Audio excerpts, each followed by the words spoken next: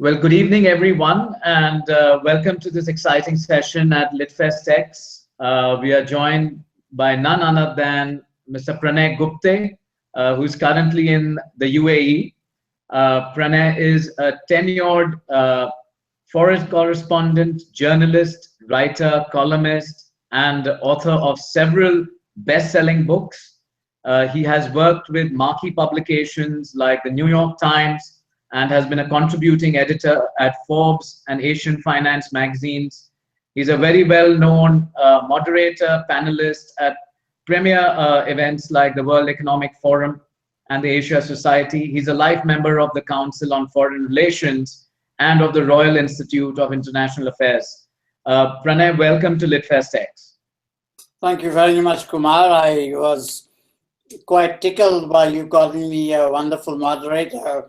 I might yield that position to you. I very rarely come across somebody who's as fluent and as conversant with this subject as you are. And this idea of the LitFest electronically, I think, is an absolutely marvelous one. Thank you, Pranay. So, Pranay, you have seen, the India narrative over many years, both in India and abroad, and you have contributed to that narrative in many ways, both through your journalism work and also through the several non-fiction books that you have written on India or about people in India. Clearly there is again an emerging need to better position India within the global mindset by better use of non-fiction writing. And tell us and our viewers, from your experience, where do you see the current sort of gaps or the disconnect? That's a very good question, and I would answer it with 3 points. One, it is not entirely in India's control to be able to shape that narrative, and that's because of the various Fisifarious, as Nehru used to call them, these competing challenges of running a democracy. The argumentative Indian, as Amartya Sen called him, is indeed an argumentative Indian, so that there is no one clear line with which India can project itself internationally. Americans, for example, have the manifest destiny, that it's America's role in the world to be able to safeguard it. India doesn't have that kind of narrative line. I'm stressing the negatives first before I come to your answer. The second point is that there is no consensus within India as to what India's role in the current global economic, social, and political structure should be. Are we a superpower? Are we aligned? Are we non-aligned? Are we Hindu? Are we secular? Are we non-secular? Are we secular? So there's no sense of identity with which one can say, okay, this is the identity around which we can and should gather our thoughts and project those thoughts overseas. The third point, and I think this is an important one, we don't have articulate spokesmen, Kumar, who know who to actually reach overseas. Just by writing a letter to the editor of the New York Times doesn't mean anything, because the New York Times, for example, has 2 distinct sections. It's a separation of church and state. There's the editor of the editorial page, there's the editor of the news section. Or you write, say, a letter, or you send a letter or a message of some kind or a video to some television network. Who does it go to? The point is that we haven't done our homework in terms of who the key players are, both in the international media overseas and representatives of international media based in India. What then is the answer? The answer is a lot of homework. I think whichever government is in charge, whether it's like BJP today or the Congress tomorrow or Shashi Tharoor the third day, we need to be able to actually have a communications strategy, which would be something like a war room. You remember the election of 1992 when Bill Clinton won. There was a war room. A war room doesn't mean having, rattling sabers and swords and shooting at one another. A war room means instant response to criticism, and not just reacting, but also projecting a kind of a message. But again, as I said earlier, we need to have that message. That's point one, and these are the positive points. Second is that beyond having a mechanism to respond instantly and in a timely fashion, we need to be able to have an alliance, a network of like-minded people who believe in democracy, who accept the fact that democracy means a cacophony of voices, but nonetheless, a democracy means giving the people a chance to vote and a chance to talk. I think that would resonate well. We don't have such a network. When our various prime ministers go abroad, they give wonderful lectures and crowds like here in Dubai appeared to applaud Prime Minister Modi. But those crowds don't matter. They matter in terms of the optics. They don't matter in terms of policy making. Why? Because Indians living in Dubai don't get a chance to vote. No, not as any non-Emirati. The third point I would make is that in alliance with these networks, we need to be able to have a significant body of literature, both visual and print, that itemizes the accomplishments of India, not in a propagandist fashion, but giving both sides of the story. Okay, we talk about elimination of poverty. We understand that. What does it take? What will it take? Where will the resources come from? So a realistic, if you will, body count, a realistic way of measuring what the challenges are would, I think, go a long way in convincing the world audience that India isn't just all about Sanskrit and 5,000-year-old cultures and preaching to the world on morality. So what you're seeing is, two broad aspects. One is the mechanics of it, the operational aspects of reaching out to the correct people in the correct fashion. And the second, point which you emphatically made is about, the exact content or the nature of the content. Now, clearly, if you see, Pranay, there was a time when Indians could brag about or, propagate several successes coming out from India. Whether it was the, discovery of zero, or whether it was, our rich art and cultural heritage, or languages like Sanskrit, so on and so forth. Do you see that in the last, maybe couple of decades, we've lost out on the ability to capture internally some of the successes that have come out from India, whether it is in business, economics, science, research, development, and we've not been able to project that appropriately to the world. Do you see that? I do agree with you to a point, Kumar, and I say to a point because we have not lost our heritage. Nothing says that, okay, we used to at one point talk about having developed algebra, or the Arabs might contest you on that, or zero, or whatever, or gunpowder, or polo. That doesn't mean that we ought to put that aside and move on to the next thing. What I'm saying is that there ought to be some sort of a synchronization, some synthesis of the past, the present, and what our aspirations are. That kind of synthesis requires careful thinking. I'm not so sure that the current government, or even the government before that, was characterized or is characterized by that kind of thinking, which incorporates history, which incorporates contemporary history, which also incorporates what our vision is. What is India's vision for the next year, for the next 5 years? Do you know? Do I know? Do we know? If we don't, how do you expect the international audience to actually listen to us with any great amount of believability? Our approach always has been, listen to me because it's good for you. Well, a lot of things are good for me, like eating apples. I don't like apples, but the doctor says eat apples.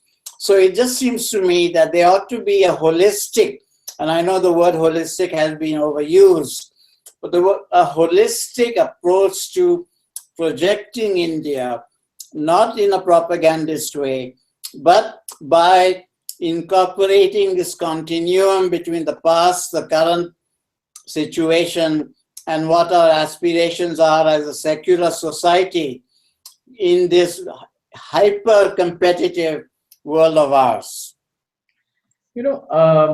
You've spent considerable time both in the US and the Middle East and Africa.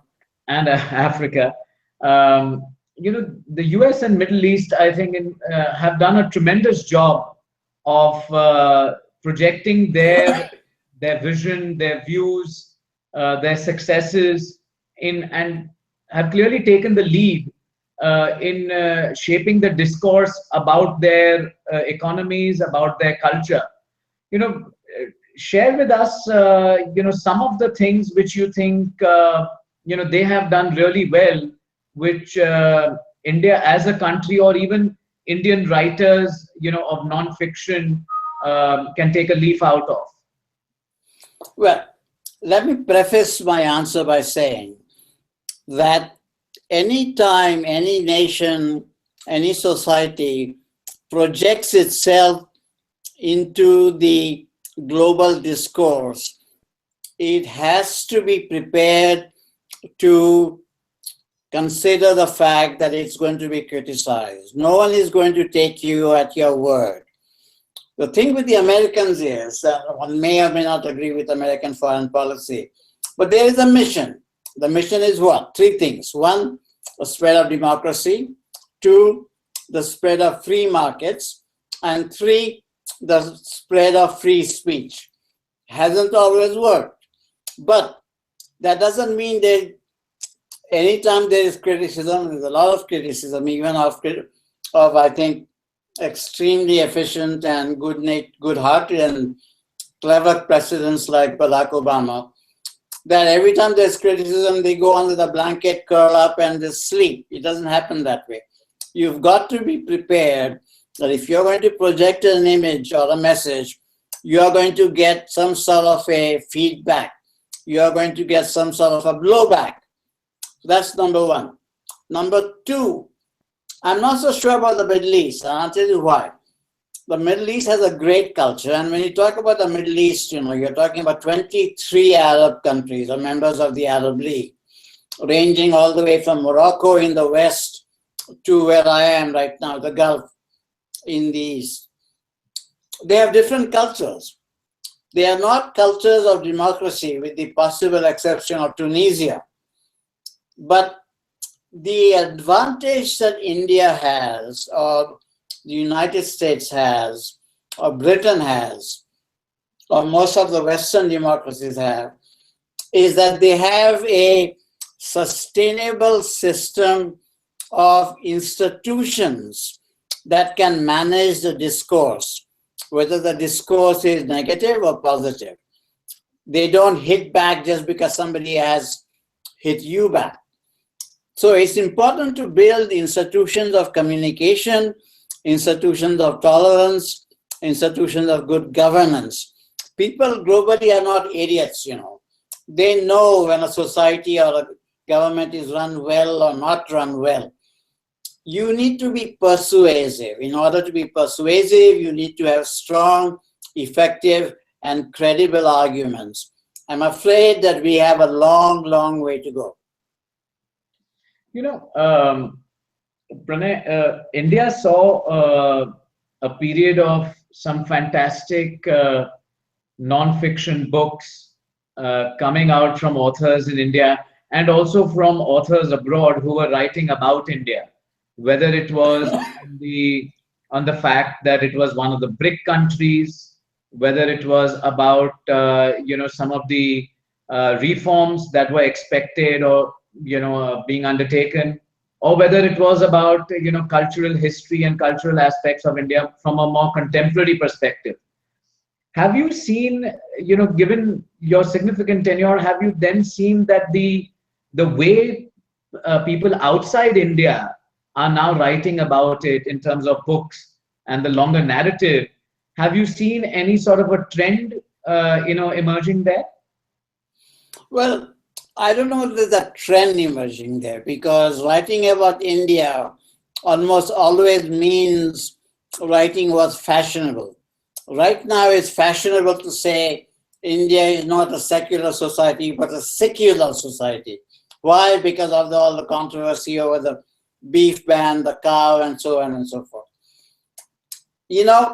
The one book that I would recommend absolutely and totally is Freedom at Midnight, written by the late Larry Collins and Dominique Lapierre.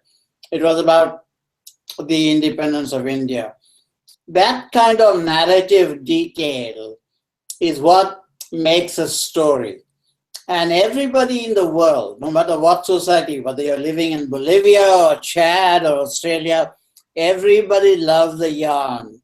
And in India, don't tell me that 1.3 billion people don't have 1.3 billion stories to tell. Of course we do. Are we doing it? Do we have authors who look beyond their own egos? I don't think so. Do we have foreigners who are capable of doing it? Possibly. But the tendency among foreign writers tends to be far more academic. Writing about any culture and societies, and I've done that as a newspaperman for the New York Times, columns for Newsweek, writing for Forbes, and so on, takes hard work. It means going out, beating the pavement or pounding the pavement, going into people's homes, most of all, listening to them, capturing their syntax and their voices. I'm not so sure there are writers like that, or too many of them outside. Novelists, perhaps. But, novelists, by definition, work in the arena of fiction.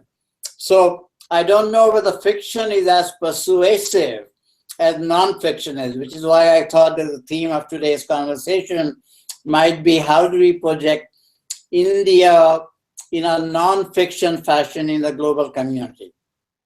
Right.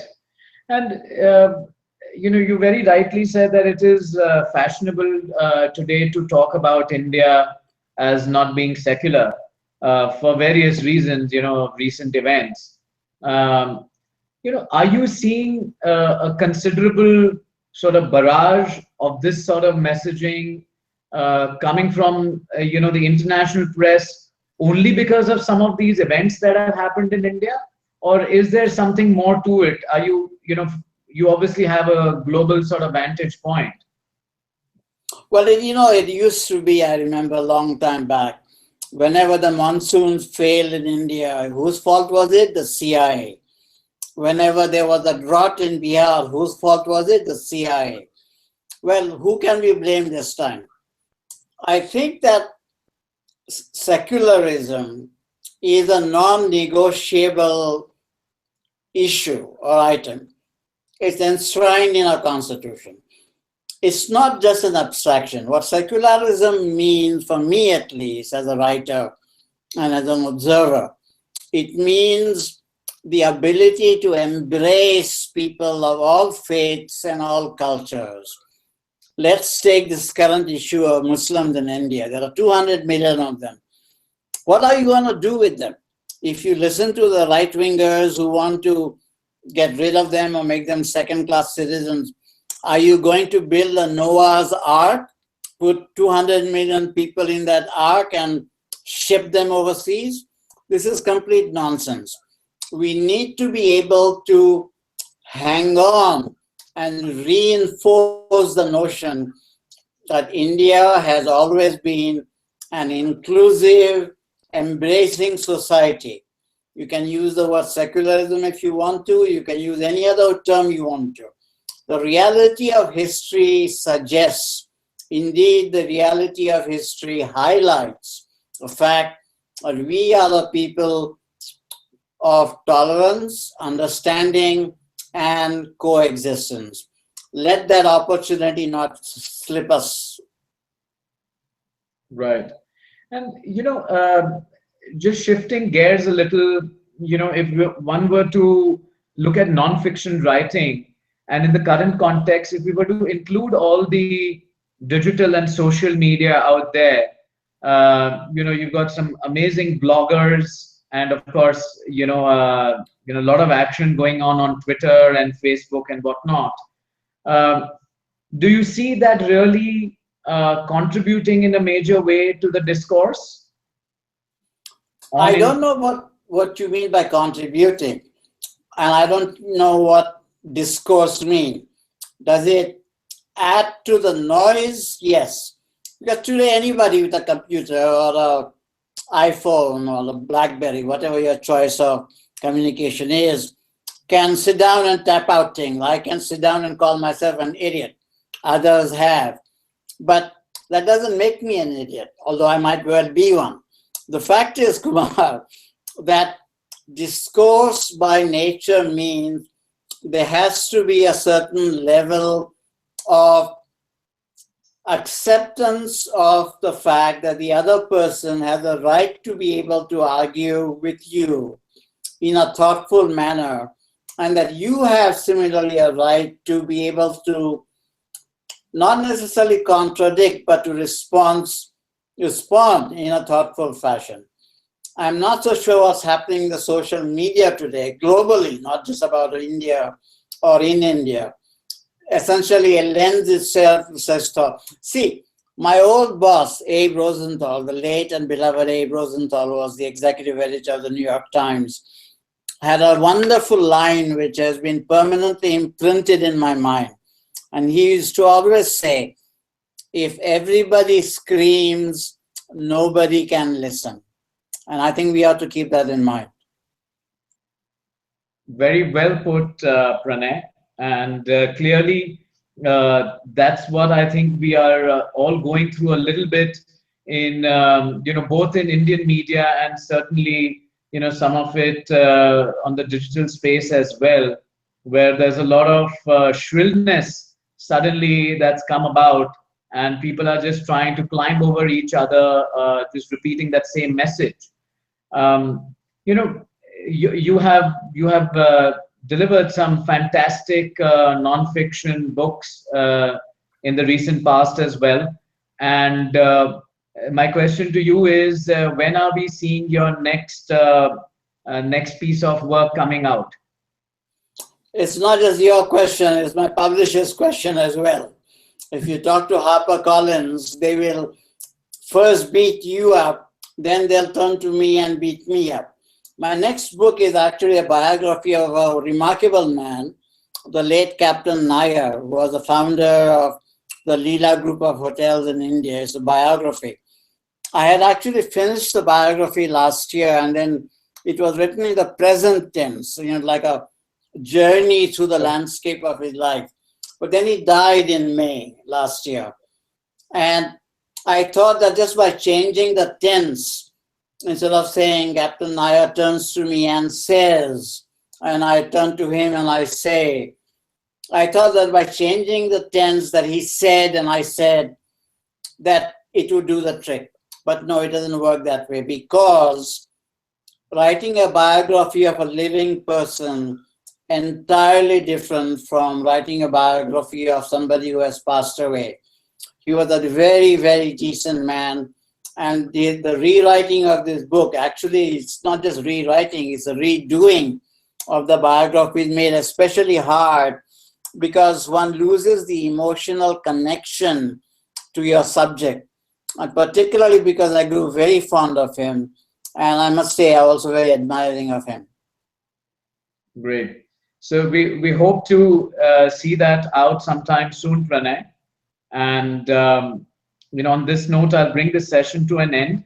And thank you so much for joining us from Dubai. Thank you, Kumar. I appreciate the invitation, and please do call on me again. I enjoy your questions and your concept. Once again, to repeat myself or to quote myself, the idea of having this kind of literary session via today's technology, the computer and the ether, as it were, is a wonderful concept, and God bless and may you do well. Thank you so much, Pranay. Thank you for all your support. Indeed. Bye. Bye-bye.